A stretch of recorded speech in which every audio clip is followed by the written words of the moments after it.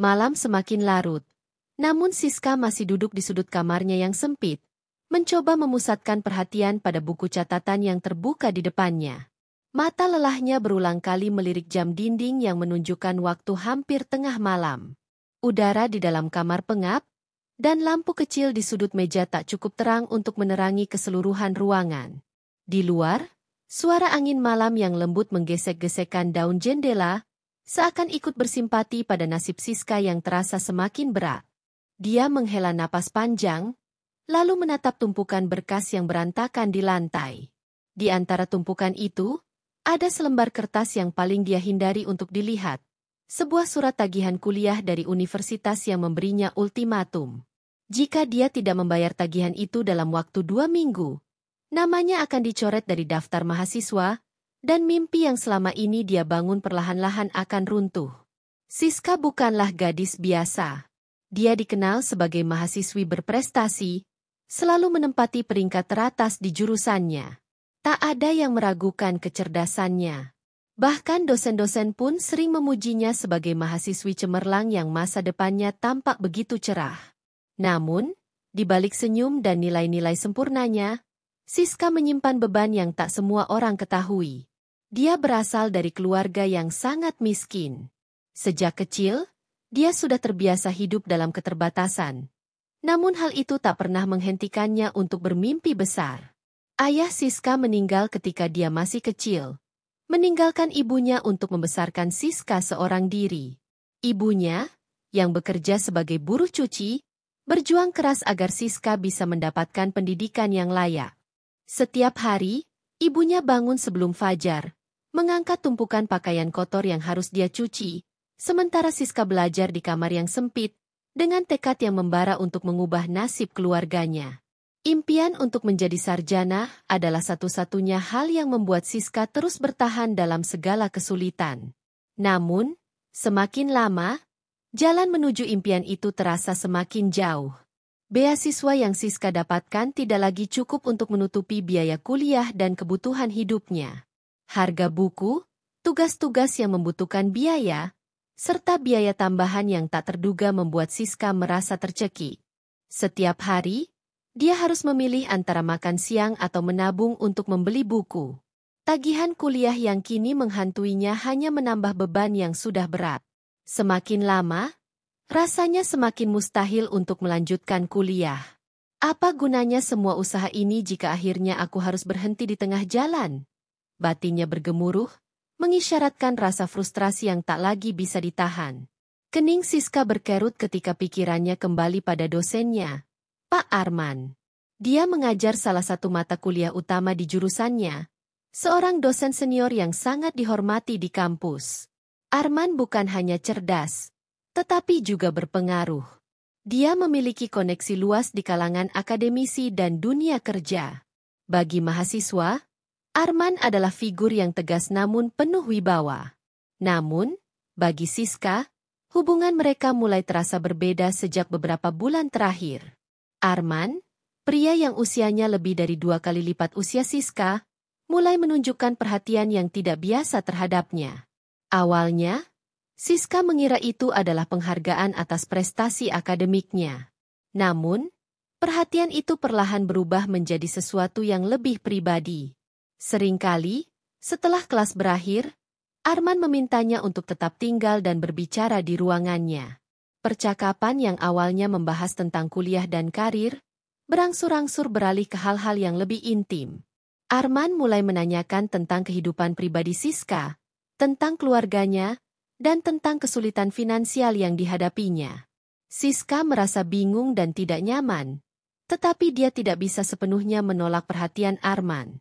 Sebagai dosen yang memiliki kekuasaan, Arman bisa saja membantu atau bahkan menghalangi kemajuan akademisnya. Di sisi lain, dia tahu bahwa perhatian Arman tidak murni profesional. Cara Arman menatapnya, cara dia memberikan perhatian khusus, membuat Siska merasa semakin terjebak dalam situasi yang sulit. Lalu, suatu hari, Arman mengajaknya berbicara serius setelah kelas selesai. Di ruangannya yang sejuk dan teratur, Arman menyodorkan tawaran yang mengejutkan Siska. Siska, kamu mahasiswi yang cerdas, Dan aku tahu kamu sedang menghadapi kesulitan finansial, kata Arman dengan suara tenang, tetapi tegas. Aku bisa membantumu. Aku bisa menanggung semua biaya kuliahmu sampai lulus. Kamu tidak perlu khawatir tentang apapun lagi. Siska terdiam, jantungnya berdetak lebih cepat. Tawaran itu begitu menggoda. Namun dia tahu bahwa Arman tidak memberikan bantuan ini tanpa syarat. Ada sesuatu yang lebih besar yang sedang dia tawarkan. Sesuatu yang terselip di balik kata-katanya yang manis. Aku hanya meminta satu hal, lanjut Arman, sambil menatap Siska dengan sorot mata yang dalam. Aku ingin kamu menikah denganku. Bukan pernikahan publik, kita bisa merahasiakannya. Tapi dengan begitu, kamu akan mendapatkan jaminan masa depan yang lebih baik. Seketika, tubuh Siska terasa kaku. Kata-kata Arman terdengar seperti perangkap yang tak terhindarkan. Tawaran itu, meski dibungkus dengan bahasa yang tenang, adalah sesuatu yang tidak pernah dia bayangkan. Dia tahu betul apa arti sebenarnya dari tawaran itu. Ini bukan tentang bantuan akademi semata. Ini adalah kontrak, pertukaran hidupnya demi sesuatu yang lebih besar. Siska merasa ada dingin yang merambat dari ujung jari kakinya hingga ke ubun-ubunnya. Kenapa? Kenapa saya? Tanya Siska dengan suara hampir berbisik, matanya menatap lantai. Dia tahu jawabannya, tapi dia ingin mendengar Arman mengatakannya. Karena aku melihat potensi dalam dirimu. Kamu berbeda dari mahasiswa lain. Kamu cerdas, dan kamu bisa memiliki masa depan yang besar. Tapi, seperti semua hal dalam hidup, ada harga yang harus dibayar untuk mencapai itu. Arman berbicara dengan sangat meyakinkan, seakan pernikahan ini adalah sebuah solusi ideal bagi Siska. Siska merasa sesak. Di satu sisi, dia sangat membutuhkan bantuan itu. Masa depannya, mimpinya, semua terasa begitu dekat dan nyata jika dia menerima tawaran Arman. Namun, di sisi lain, dia tahu bahwa menerima tawaran itu berarti mengorbankan dirinya. Mimpi-mimpi, kebebasan, dan kehidupannya sebagai individu yang merdeka. Menikah dengan dosennya yang 2 kali lipat usianya, hanya untuk bertahan di dunia akademik. Malam itu, Siska tak bisa tidur. Bayangan wajah ibunya muncul di kepalanya. Wajah yang lelah namun penuh harapan. Kamu harus jadi sarjana, Siska. Jangan seperti ibu. Kamu punya kesempatan untuk sukses. Ibu sudah berjuang sejauh ini untuk kamu. Suara ibunya terngiang dalam benaknya. Kata-kata itu seperti cambuk yang menyakitkan. Mengingatkannya bahwa dia bukan hanya berjuang untuk dirinya sendiri, tapi juga untuk ibunya. Meninggalkan kuliah berarti menghancurkan harapan ibunya. Tapi menerima tawaran Arman juga berarti menghancurkan dirinya sendiri. Siska menangis malam itu, menangis dalam keheningan. Hatinya terasa begitu sakit. Mimpinya yang selama ini begitu nyata, terasa seperti telah tergadai. Dia merasa seperti berada di persimpangan jalan, di mana tak ada pilihan yang benar-benar memberikan kebahagiaan. Apapun yang dia pilih, ada sesuatu yang harus dia korbankan. Tapi pertanyaan terbesar yang menghantui pikirannya adalah, apa yang lebih penting? Mimpi menjadi sarjana dan memberikan kehidupan yang lebih baik untuk keluarganya. Atau harga dirinya sebagai wanita yang harus dijaga? Akhirnya, Siska tahu bahwa apapun keputusan yang diambilnya, itu akan mengubah hidupnya selamanya. Dan di tengah malam yang sunyi, hanya ada satu hal yang ia tahu pasti. Keputusan itu harus segera dibuat. Bab ini menggali lebih dalam konflik emosional Siska, memberikan lebih banyak detail tentang kehidupannya, latar belakangnya, dan tekanan yang ia hadapi untuk mengambil keputusan. Perasaan terjebak dan dilema moralnya menjadi semakin jelas, menggiring pembaca untuk merasakan beratnya keputusan yang harus ia ambil. Pagi itu, Siska duduk sendirian di ruang tamu apartemen mewah yang selama ini menjadi tempat tinggalnya bersama Arman. Hening. Hanya suara detak jam dinding yang terdengar samar, menemani kekacauan pikiran yang membanjiri benaknya. Perutnya mulai terlihat membesar, dan setiap kali Siska menatapnya, perasaan campur aduk, antara ketakutan dan kebingungan, menyeruak dalam hatinya. Di dalam tubuhnya, Ada kehidupan baru yang tumbuh, hasil dari sebuah perjanjian yang tak pernah diinginkannya. Sudah beberapa minggu sejak Siska mengetahui bahwa dia hamil. Namun ia belum juga memiliki keberanian untuk memberitahukan kabar itu kepada Arman. Setiap kali Siska berpikir untuk mengatakannya, mulutnya terasa terkunci. Siska tahu, Arman pasti akan merasa senang. Mungkin ini adalah salah satu bagian dari rencananya. Tapi bagi Siska, kehamilan ini menambah beban yang tak bisa ia tanggung lagi. Hidupnya yang sudah penuh dengan keterpaksaan kini semakin jauh dari harapannya. Di hari-hari berikutnya, setiap pergerakan janin di dalam rahimnya mengingatkannya akan kenyataan yang semakin sulit ia hindari. Siska mencoba menjalani aktivitasnya seperti biasa, menghadiri kuliah, mengerjakan tugas, dan tetap menjadi mahasiswi berprestasi.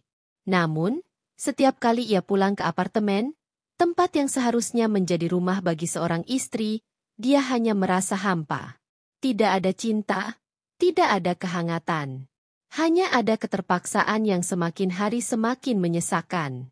Pada suatu malam, saat Siska berbaring di ranjang, Arman masuk ke kamar dengan senyum puas yang seringkali membuat Siska merasa tidak nyaman. Dia duduk di tepi ranjang, menatap Siska yang terlihat pucat dan letih. "Ada yang ingin kamu katakan, Siska?" tanyanya, seolah bisa merasakan sesuatu yang disembunyikan Siska selama ini. Siska terdiam. Napasnya tercekat. Mungkin inilah saatnya, pikirnya. Saatnya memberitahu kebenaran. Ia menarik napas dalam-dalam, berusaha mengumpulkan keberanian. "Saya hamil," kata Siska akhirnya. Suaranya hampir berbisik. Sejenak, waktu terasa berhenti. Arman terdiam, seolah sedang mencerna kata-kata yang baru saja didengarnya. Lalu, senyum yang lebih lebar muncul di wajahnya. "Itu kabar yang luar biasa," ucapnya penuh kemenangan. "Sekarang, pernikahan kita benar-benar lengkap." Tapi bagi Siska, kata-kata Arman itu terasa seperti belenggu baru yang mengikatnya lebih erat. Arman memang tampak senang. Namun Siska merasa hidupnya semakin terjerat dalam kontrak yang tak pernah ia inginkan.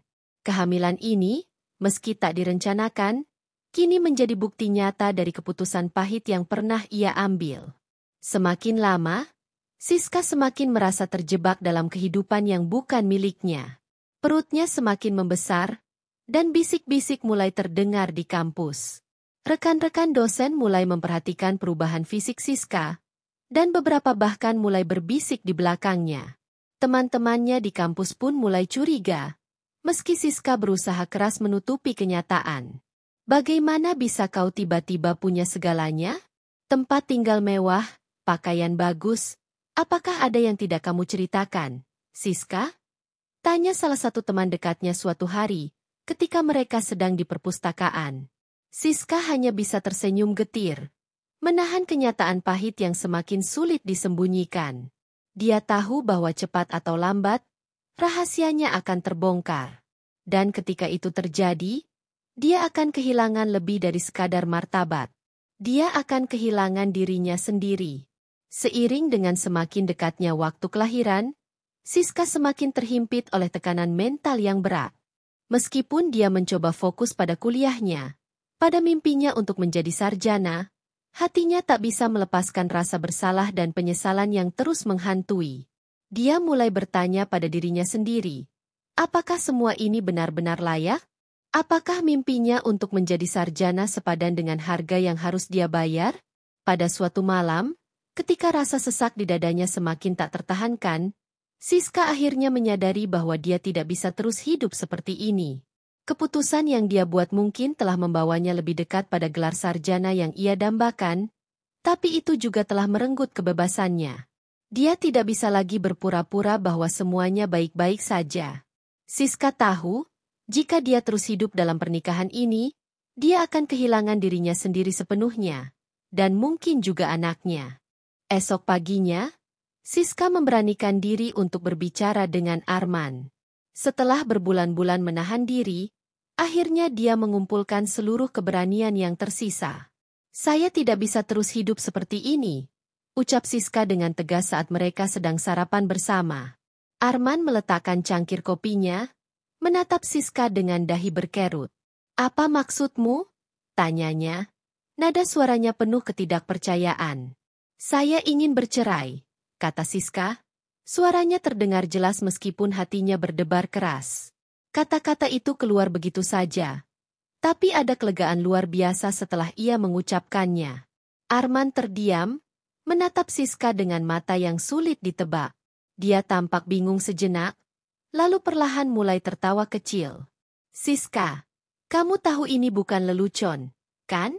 Kamu sedang hamil anakku, dan kamu ingin bercerai? Itu tidak masuk akal. Saya tahu. Tapi saya tidak bisa terus hidup dalam hubungan ini, jawab Siska, dengan suara yang lebih tegas. Pernikahan ini bukan tentang cinta. Kita berdua tahu itu.